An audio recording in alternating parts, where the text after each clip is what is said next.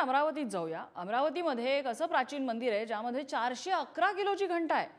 19व्या शतकात दगडातून तिवसा तालुक्यातील धामंत्री या गावामध्ये नागेश्वर महादेव संस्थान मंदिर आहे। या मंदिराची एक वेगळी आख्यायिका आहे। कोंढणपूर येथून माता रुक्मिणी या मंदिरात शिवलिंगाचं दर्शन घ्यायला यायची अशी आख्यायिका सांगितली जाते आणि याच मंदिरामध्ये तब्बल 411 किलोची ही घंटा बसवण्यात आलेली आहे। भाविकांसाठी ही घंटा आकर्षणाचं केंद्र आहे।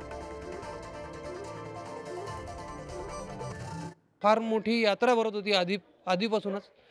शेकडो लोक छकड्याने इथे यात्रेकरिता यायचे आणि इथं बाकीचे इच्छा मर्जी या मंदिराच्या ऊर्जेमुळे इथं साधू संतांचे बरेचसे मंदिर या देवस्थानच्या आजूबाजूला आपल्याला दिसतात आणि प्रत्येक संस्थानांची संतांचे त्यांनी इथं सेवा दिलेली आहे।